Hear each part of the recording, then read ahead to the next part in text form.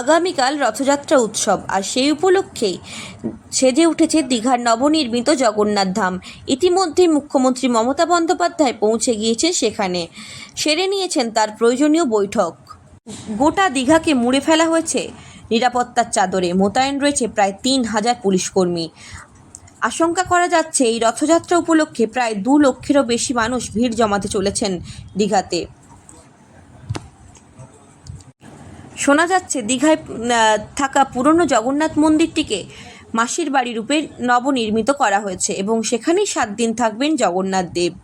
যেই রাস্তা দিয়ে ৩টি রথ যাবে, সেই রাস্তাটি রেকি করেন মুখ্যমন্ত্রী মমতা বন্দ্যোপাধ্যায় নিজে।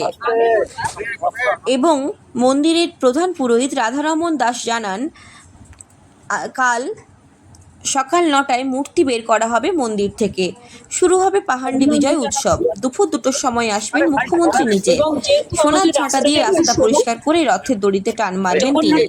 তবে ভক্তদের নিরাপত্তার বিষয়টি নিয়ে গুরুত্ব সহকারে দেখা হচ্ছে বলে তিনি জানান।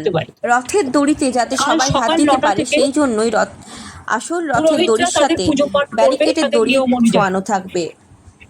আপনারা দেখছেন এসবি নিউজ।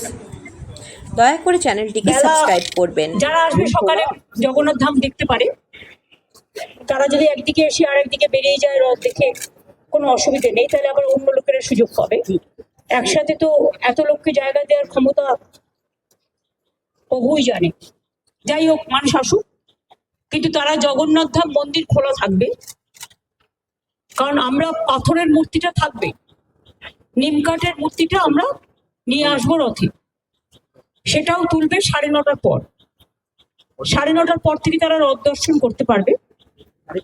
রথ রাত্রি লাগিয়ে দেওয়া হবে এবং সকাল ৯:৩০ থেকে পুজো পাঠ যা যা হবার অর্চনা, এগুলো তারা করবেন পুরোহিতরা। আমরা ২টো নাগাদ আসবো এখানে। ২টো থেকে ২:৩০ পর্যন্ত ওই আরতি করা, এই করা, যা করা, রথ এখানেই থাকবে। সেই জায়গাটাই ঠিক করা হলো। রাত্রি থেকে রথ লাগিয়ে দেওয়া হবে এখানে এবং ঠিক 2:30 রথ স্টার্ট করবে। কিন্তু রাস্তায় লোক থাকবে না, লোক থাকবে ব্যারিকেডে। দুদিকে ব্যারিকেড করা হয়েছে যাতে কোনো স্ট্যাম্পেড হওয়ার সম্ভাবনা না থাকে। প্রেসকেও আপনারা জানেন যে একটা হল্টিং স্টেশনে আপনাদের জন্য হোল্ড এরিয়া করে দেওয়া হয়েছে, হোল্ডিং এরিয়া। রথ কিছুটা যেতে যেতে কিছুটা থামবে, কারণ পথ তো খুব কম, মাত্র ১.৫ কিলোমিটার মাসির বাড়ি যাওয়ার। একটু যেতে যেতে একটু থামবে, যেখানে মানুষ থাকবে তারা দেখতে পাবে দর্শক।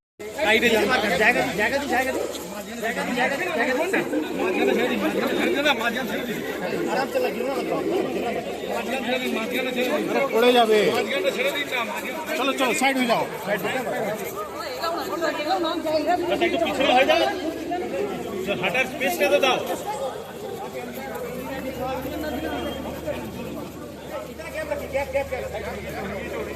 ছাড়ো না, আমি যাচ্ছি।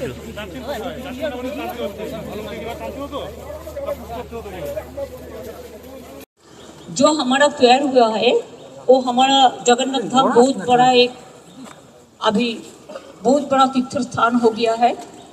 कल तो हमारा सोजा